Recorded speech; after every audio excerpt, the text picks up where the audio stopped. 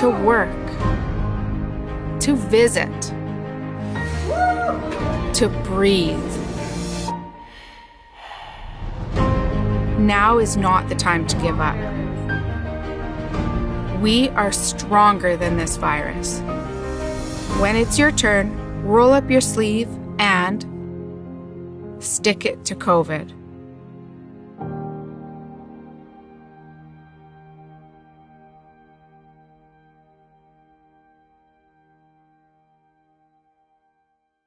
What I miss is being out there, coming through the gate and getting ready to play.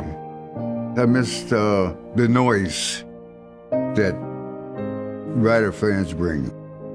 If I was talking to Rider fans, I would say, get your shot, be ready, because we're going to have a football season and we need you in the stadium.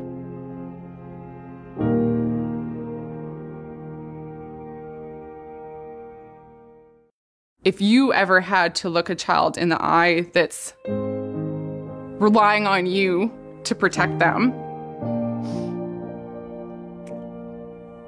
would you say, yes, I will protect you? And that's essentially it. I will get the vaccine, I will protect you, because you can't protect yourself. Because I will do anything at all costs. Thank you, everyone, for taking the time to join us today from the Legislative Building in Regina. We have Health Minister Paul Merriman. As well, joining by video, we will have Saskatchewan's Chief Medical Health Officer, Dr. Saqib Shahab, the SHA CEO, Scott Livingstone, as well as SHA's Emergency Operations Center Commander, Derek Miller. We'll start with opening remarks from Minister Merriman. Thank you. Good afternoon, and thank you for joining me here today. Yesterday evening, the Saskatchewan Health Authority informed me of a discrepancy in the ICU counts and data in Regina. That led to inaccurate reporting on the dashboard and daily news releases. This is not acceptable. The public of Saskatchewan expect and deserve accurate public reporting of our COVID data. And Dr. Shahab requires accurate data to inform his direction and recommendations to government. We have come up short in this regard. This morning I met with the CEO of the SHA to express my disappointment and concern over this error. To ensure that this was corrected quickly as possible and to ensure that the data will be reported accurately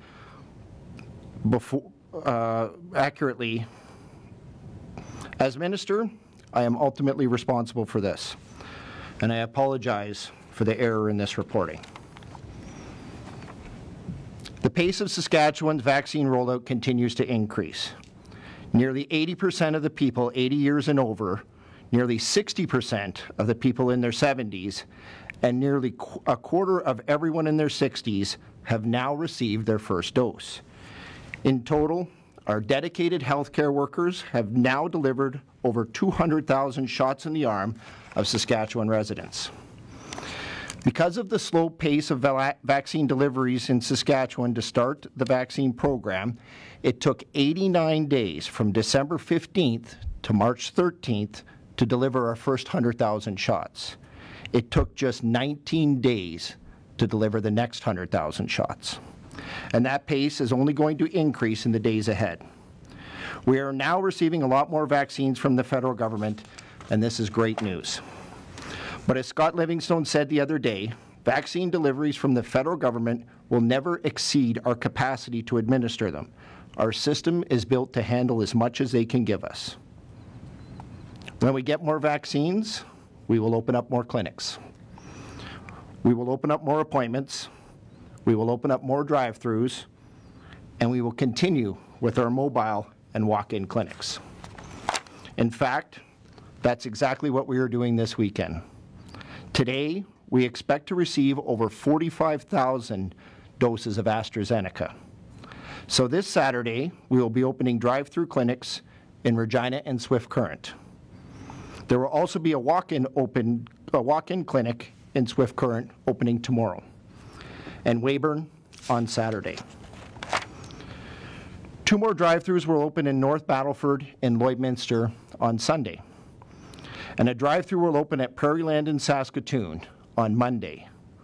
More clinics will be open in Moose Jaw, Yorkton, Prince Albert in the coming week. The SHA will announce the exact times and location over the next few days. Anyone age 55 and older can come to one of those drive-through or walk-in clinics and get your shot. All of these new clinics are first come, first serve. So you may be waiting for a while. But the lines actually move pretty quick, and thanks to the efficiency of our healthcare workers, and it is certainly worth the wait.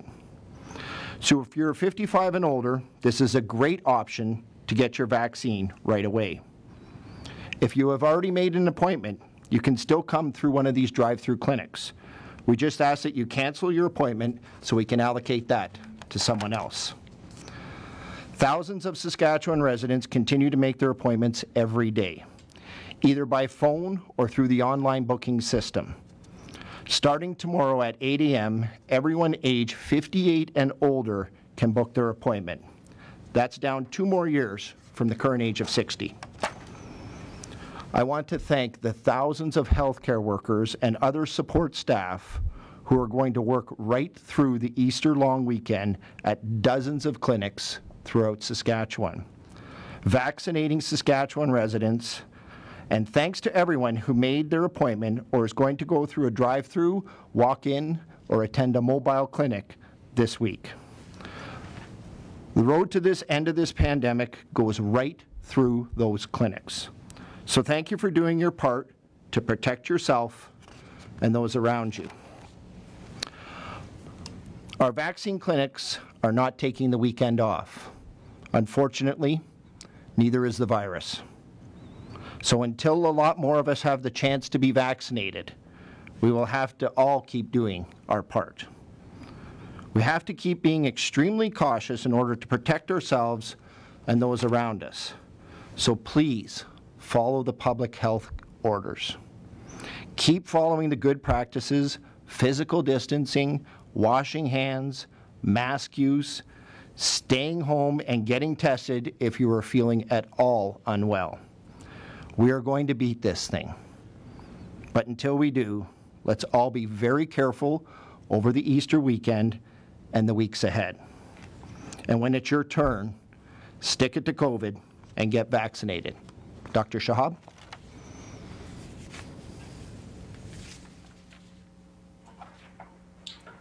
Thank you, Minister.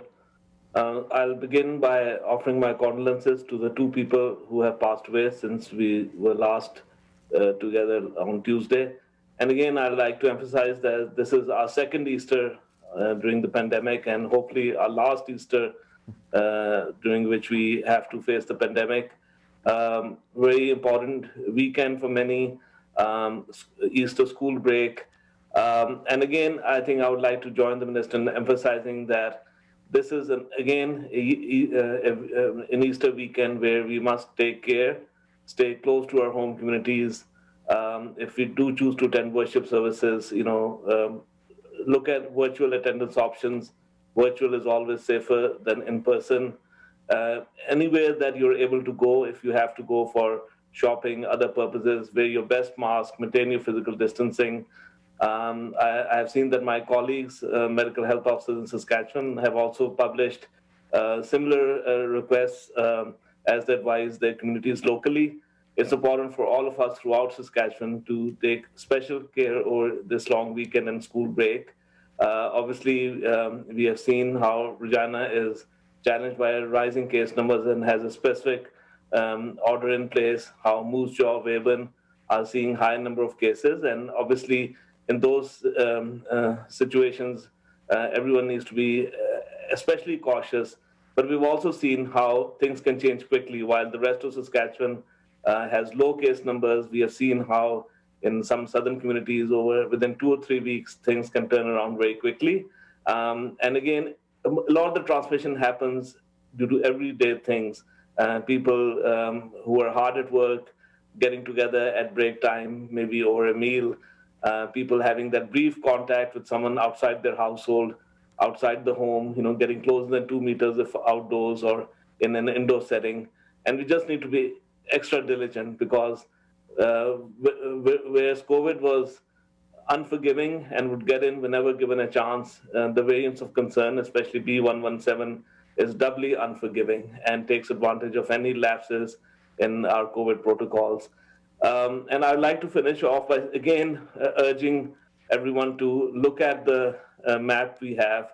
We have some excellent information on our website, and I will just open this. And as you can see, if you go to the website, to the main website, and click on cases in Saskatchewan, you can see, if you look at the larger geographies, how things are, we are fortunate that things are so quiet in the vast majority of Saskatchewan, but this is not the time to let our guard down.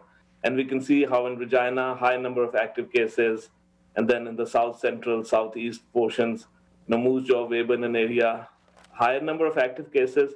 So we have to be extra cautious. There's a specific order in place for Regina, extra cautious around other areas in central and south parts of Saskatchewan.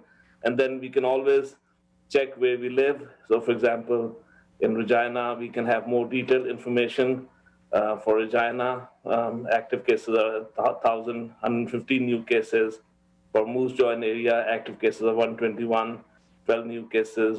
Weyburn area, 50 active cases, 15 new cases. Estevan area, 35. So I think it's really important. And in parts of the province where the case numbers may be lower, it is still important to be diligent. Many times people thought no one was symptomatic and they got together and suddenly a grandparent got ill or seriously ill and everyone was surprised. And this is because 40% of transmission is asymptomatic. You can be well, but when you let your guard down, a loved one can get exposed. And similarly, another 40% of transmission is right at the beginning of symptoms. Your symptoms may be very mild, and by the time you realize you have symptoms, transmission may have occurred. That's why we have to be very careful. And for residents who are getting vaccinated, 60 plus bookings are open very quickly. They'll open to 58 plus. As the minister mentioned, many areas of the province will have special clinics, 55 and older. Please take advantage of those clinics. Get the vaccine that is available to you as soon as you can. It starts protecting you within 2 to 3 weeks. So obviously, you still need to be careful after getting vaccinated. But within 2 weeks, the vaccine starts protecting you. We have seen that even though our hospitalization numbers have gone up significantly, especially in Regina, and unfortunately with the variants, a younger demographic is being hospitalized. The vaccine is protecting our long-term care residents, people 80 and older, because they are in that 3 weeks post-vaccine period, starting to protect people in their 70s. And so it is so critical that while we take all these precautions, we must continue to get vaccinated as soon as that turn comes. Thank you very much. Thank you, Dr. Shahab. Thank you, Minister Merriman. We'll start with Lynn Giesbrecht, Leader Post. With these wrong hospitalization data numbers, how long had that been happening, and how many decisions had the government been making based off of this false data? I'll answer it, and then I'll throw it over to Scott. He has the information on exactly that. But in speaking with Dr. Shahab, this is one of many information tools that we are able to make decisions with. We have our modeling, we have our active cases, we have our hospitalization. So this is one of the parts that we do make those critical decisions on what we were doing as far as restrictions, either lifting restrictions or increasing restrictions. Scott, maybe you can touch on the exact data of the length of this. Thanks, Minister. And just before I start, I'd like to acknowledge that the SHA takes full responsibility for this error in reporting. Lynn, there were a number of factors that contributed to this, including one of the biggest ones is the designation of patients that have been moved into sort of those temporary ICU beds on other wards. Those weren't being counted as ICU admissions. So that's been the single biggest contributor. As well as some of the data reporting errors. We have corrected it, and the reports will be 100% accurate on a daily basis as of 8 o'clock in the morning. With respect to the timeframes, because one of the single biggest contributing factors was those ICU beds that are being used on off-ward. So, for example, a medicine unit that's the single biggest contributing factor, and that has only been going on, as you know, for a short period of time as we've surged bed capacity, particularly in Regina. So for example, in Regina, it didn't have a big impact on the total number of hospitalizations, but what it has had an impact is the distribution. So we were counting, for example, somebody who was in a medicine bed but being cared in an ICU way, that was being counted as a non-ICU patient, but that, as I said, has been corrected. Follow up, Lynn? Yeah, that didn't answer my question of how long exactly it's been happening. And then on top of that, like, with the updated numbers, is there anything else the government would have done through that time or would change now that they know that? In speaking to Dr. Shahab, no, the decisions that we made, we're still very comfortable with the decisions that have happened over the last little. And as Scott identified, it was when we went into surge capacity within the ICU in Regina, and physically patients were located in a different area. Those are the ones. So the overall people were still being accounted for in the hospital. But in saying that, they were just physically in a different place. They were being treated as an ICU patient, but not in a ICU quote-unquote ward. But do you have an exact date of when it started? Sorry. Sure, go ahead, Scott. I just wanted to add, Lynn, that I just want to be clear that at no time did the clinical care of patients was impacted because of this data reporting. All patients received the care that they needed, whether that was ICU or non-ICU, whether they were infectious or non-infectious. So the data reporting has no impact at all on the care that these patients had received. Go to our next question. Mark Smith, CTV. What's the current age breakdown for hospitalizations in Regina, and with variant cases rising in Moose Jaw and Weyburn, what does the situation look like in their hospitals, and how concerned are we about that? I'll get Scott to do the age demographic, but as we have built in right from the beginning of this, we've built in a surge capacity. We've built in a surge capacity that we're identifying right now that are in the medicine ward. We also have surge capacity past that within our field hospitals. But the bigger is we have to look at the overall capacity within the provincial area, not just in Regina specific. We still have lots of opportunities to move patients in and around the province if we have to, or designated areas. So the overall provincial capacity is still in a very good position. It's just we're in a surge capacity in Regina. Scott, maybe if you can do the breakdown of the ages. I don't have the exact age breakdown, but I can tell you that it is between the ages of 30 and 70 for all hospitalizations, and with the exception that we do have an individual under the age of 20 in ICU in the province. We will, though, Mark, follow up immediately after to give you the specific breakdown. We do have it, I just don't have it in front of me. Do you have another question, Mark? Yeah, for weeks the province has said the current restrictions are working, but now school divisions in Regina, Weyburn, and Estevan are all moving to remote learning after the spring break. Could this situation have been avoided, and are there any plans to tell other school divisions in other cities to move to remote learning? Yeah, Dr. Shahab can address. He just had a meeting with the schools area, and what we always look at is what is going to be best for the student and safest for the student, to make sure that the best is always going to be in classroom learning. So we try to do that as long as it's maintained in a safe way. We have shipped out over 100,000 rapid tests to the school divisions, and we have given them the opportunity to be able to make their own decision on a local level. And speaking to school boards across the province, there are a lot of them that don't feel that they need to go to in classroom or at home learning just because it isn't an issue in their specific area. And that's why we allow those decisions to be made at the local level, because it might be in the Regina and Moose Jaw area and maybe in between those two areas, but it might not necessarily be as predominant in, say, Saskatoon or up in the north in Prince Albert or in other areas of the province where there isn't a big issue. So that's why we've allowed the school boards to be able to make that local decision, and we feel that they've been doing this in a very effective way. They're making sure they have their finger on the pulse what's happening in their specific community, and we feel that they can make those decisions locally. We'll take a question on the phone line.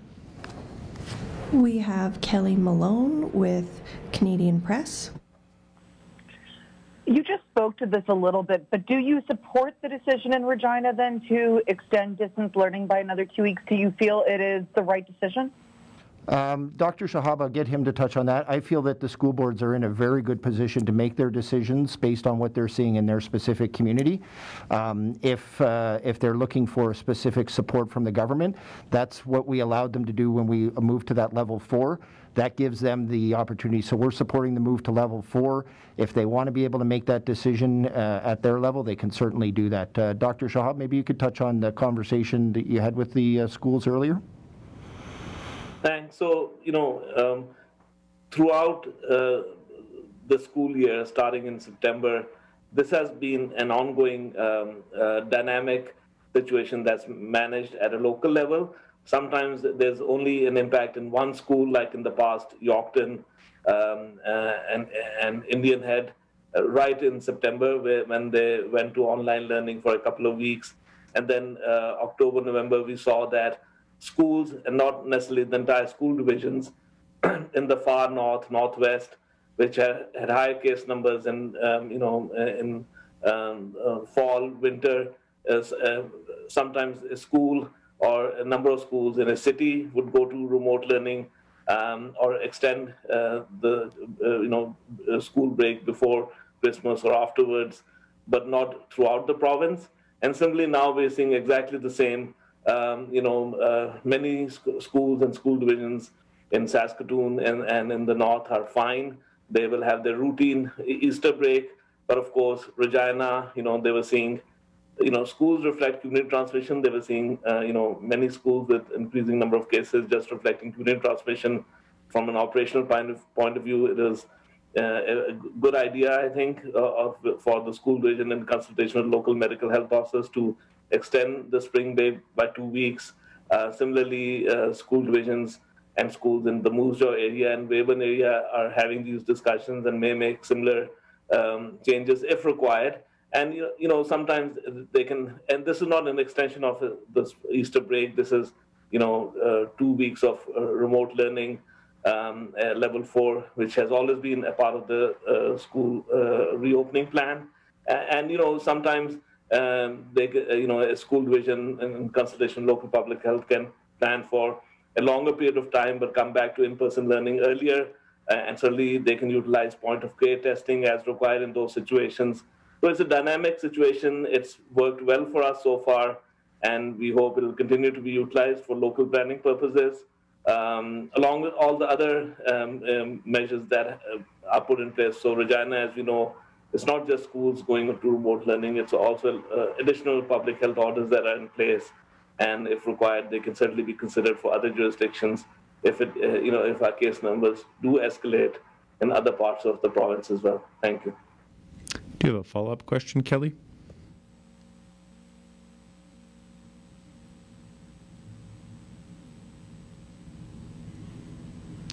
We'll take our next question on the line. We have Allison Bamford with Global. Yeah, based on wastewater analysis, researchers have detected a 4-fold increase in COVID cases in Saskatoon compared to last week. 10 to 20% of those cases are variants. Dr. Shahab, should Saskatoon be bracing for a similar situation to southern Saskatchewan? And then Minister Merriman, why not implement restrictions before cases explode in Saskatoon? Maybe I can answer the initial part. So colleagues in University of Saskatchewan and also University of Regina are doing wastewater surveillance. Wastewater surveillance can be an important tool, but in some cases, the validation of how wastewater surveillance mirrors and either predicts a surge or lags behind a surge, I think those things, Saskatoon colleagues, public health colleagues are doing validation with the University of Saskatchewan. And similarly in other parts of Canada, I think right now we already know that we need to maintain a high level of testing throughout Saskatchewan, and testing right now is extremely high, highest it's ever been in Regina, which is very important. It's gone up in Moose Jaw, and the Saskatchewan Health Authority will provide access to testing throughout the Easter long weekend. So the most important thing right now is to access testing if you're symptomatic, if you have any concerns. So that also informs us what the baseline rate is. And of course, we are watching not just total cases throughout the province, including Saskatoon, but also proportion of variants of concern, and variants of concern have shown up sporadically in Saskatoon, throughout Prince Albert, Lloydminster, throughout other parts of the province.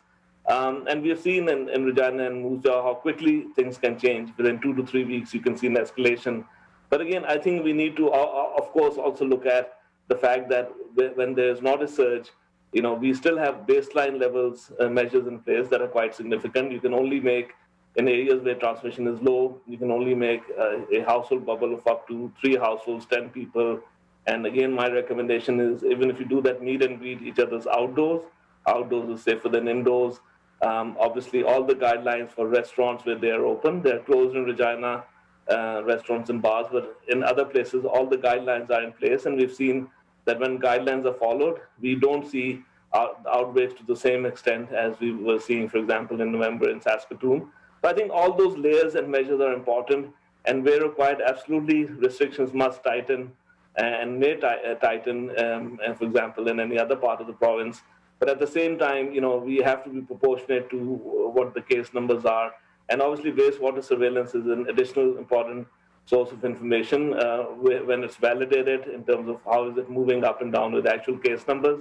But otherwise, we have a very strong testing program, which again, we must encourage that our testing remain high. Provincially, they are high, on the higher side, which is greater, around 3,000 tests a day or higher, and much higher in Regina. But absolutely, testing has to remain a mainstay to inform us what's happening with COVID. And of course, the fact that all samples are have SNP testing to see if there are variants of concern, what's the proportion within each part of the province, and then of those, whole genome sequencing will continue to advise us in terms of what further actions are required. Thank you. Thanks, Allison, for the question. And I would say we do have very strong measures in Saskatoon. We haven't changed the measures in Saskatoon and the rest of the province other than the household bubbles and the place of worship since December. These are very strong measures, and they are working in other areas of the province. Some of the other things is we have those very strong public health orders. As Dr. Shahab said, we have the increased capacity for testing, not just the point of care testing, but the provincial lab testing. We want to make sure that we are getting those vaccines out. We've made an extra effort to concentrate a lot of our vaccines in Regina and area just to battle the variants of concern. But also we're shipping massive amounts of vaccines up to Saskatoon, not just through the drive-through clinics and the mobile clinics, but also through our appointment-based clinics. So that's our best tool in dealing with this, is the vaccines to be able to get through this, and the public health measures in the interim until we can get those vaccines in everybody's arm. Allison, do you have a follow-up question? Yeah, what plans, if any, are there to open visitation for residents who are fully vaccinated in long-term care centers across the province? It's a very good question. We've been looking at that since we started vaccinating within the long-term care and the private care homes, to make sure that those people that are in there, the clients, but not only the clients, also the staff. And we've had great uptake with the people, the residents of those facilities. We've had a huge uptake of above 90%. What we're looking at is when they get their second dose, and we also want to make sure that there's a high threshold, not just for the people and the residents, but also for the staff. Dr. Shahab can talk about the specifics on that, but we need to have both ends of that to make sure it's safe for people to be able to go in and visit their loved ones. And I understand they've been extremely patient and it's been a long time, but we want to make sure it's done safely. Even if we had 90% of the people in a specific long-term care home, that means that 10% of those people are unprotected. We have to make sure that that the staff have a high vaccination rate, as well as people that are coming in. Dr. Shahab, did you want to touch on that? Thanks, Minister. So again, since almost all long-term care and personal care residents, in fact, all have received one dose, and the vast majority are completing the second doses, certainly there are increasing options for increasing, first of all, activities within the long-term care facility, because as you know, that is also something that impacts quality of life, but also cautiously allowing more visitation. But at the same time, like the Minister said, staff immunization rates are very important. We have had a few outbreaks which only impacted staff, and because staff vaccination rates were not as high as resident vaccination rates. And also visitors, I think, I would say if you want to visit a loved one in a long-term care facility, personal care home, get tested, just before you go and get your result. That's an additional layer of precautions. Comply with the screening. We still recommend that when visiting, wear your mask and PPE. With the weather improving, there may be more options for outdoor visitation again, where that's possible. That is much safer. And as time moves on, we expect that all people who visit their loved ones in long-term care will get vaccinated as soon as they're able to. I think unless you have a contraindication, which would be less than 1 in 1,000, I don't think it's appropriate for anyone to visit someone in a long-term care facility who is eligible for vaccination and chose not to get vaccinated. Thank you. We'll take our next question on the phone. We have Lisa Schick with CJME. Hi. Just wondering, you've announced clinics for people 55 and older for AstraZeneca in the province, but what happens if and when you get through all the people in those ages that are looking for a vaccination? I mean, for example, in Regina, the last drive-through clinic, they expanded the age ranges pretty quickly when that was happening. Yeah, it's a great question, Lisa. Because of the recommendations coming from the national governing body on this, we wanted to extend it to anybody 55 and older. If we get to the point where we have more AstraZeneca than we have people, then we're hoping that there can be some movement on that, again, done in a safe manner, that age can be lowered. We've had a few age movement on the AstraZeneca. It started out that nobody over 65 could get shot with, and then further research allowed us to move that higher than 65. Now the recommendation has come out nobody lower than 55.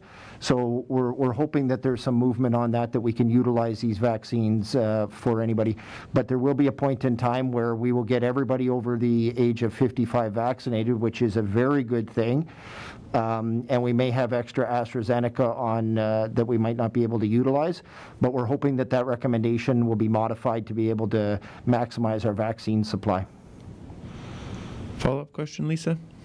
Yes. So I guess, is there a plan that you guys have for if you do get to the point where you need to move under 55, but that recommendation hasn't changed? I mean, how long are AstraZeneca doses able to be maybe stored, if you can do that? Or is there a plan there, I guess? There is a shelf life of all the vaccines. The AstraZeneca that we're getting has different shelf life depending on where it's coming, if it's coming from the U.S. or if it's coming from India. But we'll continue to work with our partners in the federal government to make sure there is only a certain amount of people that can be vaccinated over the age of 55. And again, that's our most vulnerable people as far as an age category, so we want to be able to get them vaccinated. And we're very hopeful that age limit or that age restriction will have some movement on it. But this is something similar to the other provinces across the country are going to face once we get that age. But I'm pretty confident that they'll be able to move that hopefully soon. But right now we have enough AstraZeneca vaccine to continue vaccinating everybody over the age of 55. The next tranche of AstraZeneca that comes in, then we'll have some decision points to make at that time. We'll take our next question on the line. We have Adam Hunter with CBC. Hi, I know this was asked the other day, but I was hoping for some specifics on the field hospital. What would trigger that? I know that the minister had said that there's the ability to move patients around the province if necessary. How close are we to opening a field hospital in Regina, and at what point would we need to get to as far as capacity goes, surge capacity, and the overloaded ICU in order to trigger that? Yeah, absolutely, Adam. We're in surge capacity within Regina. That's why we have these people that are being treated for basically the same thing as an ICU ward in the medicine ward. We do have capacity still within the system, in the provincial system. We have a lot of capacity, and again, that's why I was touching on that we need to get those vaccines up into Saskatoon, because that's our next place where we have the most ICU capacity, and we certainly don't want to start filling that up. That's why we're trying to ring fence around Regina Regina and keeping some more putting some more vaccines into Saskatoon so the variants don't take hold there. Scott, maybe you can touch on the exact numbers of the capacity, but there's no plans right now to activate the field hospitals where we're at right now. So actually, I think it would probably be better for Derek to speak to that, but I'll just say that, as we talked about before, the teams in Regina are carefully evaluating what our surge capacity needs to be and considering other options before we would light up the field hospital, because we do have the ability to expand capacity in Regina and as well use capacity outside of Regina, as we've been transferring less acute patients to facilities outside of Regina so that they can receive the most appropriate care. There is no defined target for the opening of the field hospitals at this point in time because we haven't exhausted that capacity, but we do continue to look at, is there another phase of service slowdown in Regina so that we can build more capacity to care for the patients, not just within Regina, but southern Saskatchewan. And I just asked Derek if he had anything to add. Thanks, Scott. I guess the only thing that I would mention is that each of our facilities, we do have targets that have been established to step up our capacity in order to meet COVID demand, and that includes Regina, and that's the path we're on right now, is to increase capacity as the numbers increase. And as mentioned by the Minister and Scott, as a health system, we do have the ability to move patients to different locations where we have available beds and staff to go along with them in order to help load level across the system and support Regina through this surge. So we do have steps left on those stairs. So we are continue to monitor and ensure we're prepared to activate what's needed. Follow-up question, Adam. This is for the Minister and Dr. Shahab. Has there been any consideration into changing the vaccine strategy, specifically in Regina, where we're seeing younger people in the ICU be hospitalized, contracting COVID-19, and because of the danger of the variant poses? I'm thinking of different categories of frontline workers, people that are facing the public every day and don't have the ability to work from home and maybe at of threat of contracting the virus. Thanks for the question, Adam. We have adapted the plan.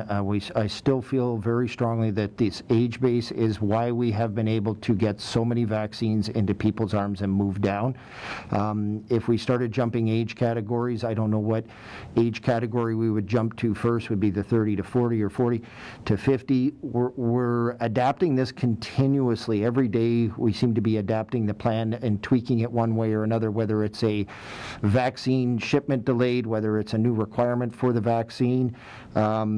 We have added in healthcare workers. We've added in 25,000 people that were immune compromised that are now eligible to do that.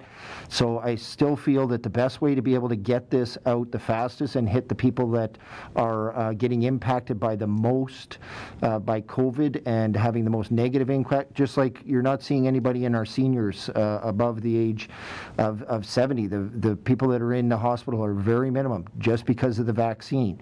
So we've made sure of that. So I firmly believe that the best way to roll this out, the fastest way to get it into everybody's arm is through our age-based criteria, and with the exceptions of some of the healthcare workers and the severely immune compromised individuals. And we'll come back to the room. Mark? What plans do we have in place for people who are homebound or can't travel to go get a vaccine? Specifically in Regina, I understand that there's been some mobile clinics in smaller communities, but in Regina, maybe that hasn't happened yet. We do have a couple of different ways. We do have the mobile clinics, and we also had some walk-in clinics in Regina that were available last week that we used for AstraZeneca. People that don't have the option of driving to a drive-through clinic, we have some of those. And what I would do is, if somebody is in that situation where they're in that age base and their time is up, when they probably best to call in the SaskVax phone number, talk to the individual there, explain to their situation, and we'll see if we can accommodate the best we can. It's very challenging to send people out to do one-ofs because it's very time-consuming. That doesn't mean that we don't have an option to be able to assist that individual in getting vaccinated, because we want them to get vaccinated as quick as possible.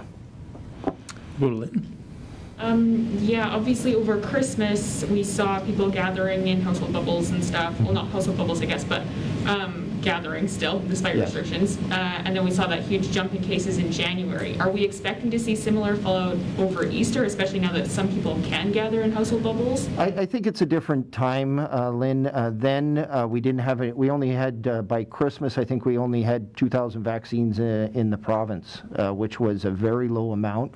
And it was over a very widely spread holiday season. A lot of people took time off at Christmas, over the week between Christmas and New Year's. It's very much a traditional slowdown. That's not the case at Easter. It's a couple of days celebration. The children are off. Most people are working that Easter break though, so it's not as much. And people, if they are getting together, we ask them to be very diligent, because it doesn't take much for it to spread through a family, spread through a household. And again, if there's people that are getting close to being vaccinated and they're in that, because the drive-thrus will be open, if they're in that 55 and older, I would encourage them, please try to do it virtually if you can. If you're very close to getting vaccinated, or if you have an appointment, maybe hold off until you can get that first shot. Wait a couple of weeks until that shot takes its full effect, then be able to get together with your family. It's the safest thing that you could possibly do right now.